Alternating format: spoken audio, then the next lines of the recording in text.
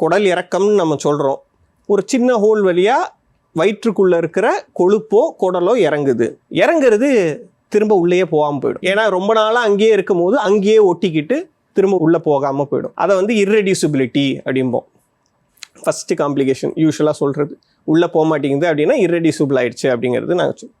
Second வந்து என்னென்னா, இப்படியே போகுது, சின்ன ஹோல் வழியாக போயிடுது, திரும்ப வரமாட்டேங்குது, குடலே இறங்கியிருக்கு. குடலுக்குன்னு ஒரு லூமெண்ட் இருக்குது, அது ஒரு டியூபு. அந்த டியூபு இன்னொரு டியூப் வழியாக போய் அடைச்சிக்கிச்சு, ஃபுல்லாக பிளாக் ஆகிடுச்சுன்னா அப்ஸ்ட்ரக்ட் ஆகிடும். ஸோ என்ன ஆகும்னா, ஒரு அந்த பார்ட் ஆஃப் தி குடல் வழியாக எதுவுமே மூமெண்ட்டே இருக்காமல் போயிடும். ஸோ அதை வந்து அடுத்தது சொல்லுவோம் அப்ஸ்ட்ரக்ஷன் அப்படிம்போம். ஸோ அந்த மாதிரி இறக்கம் இருக்கும்போது குடல் இறங்கும் போது அதோட ரத்த குழாயும் சேர்ந்து இறங்கும். ஸோ அந்த ரத்த குழாயை அடைச்சிக்கிச்சுன்னா குடலுக்கு ரத்த ஓட்டமே போகாது. ஸோ குடல் அப்போ என்ன ஆகும்னா அழுகியே போயிடும். ஸோ அதை ஸ்ட்ராங்குலேஷனும்போம். ஸோ இது மூணும் இருந்ததுன்னா மோஸ்ட்லி உடனே சர்ஜரி பண்ணிக்கோங்க அப்படிங்கிறது தான் அட்வைஸ்.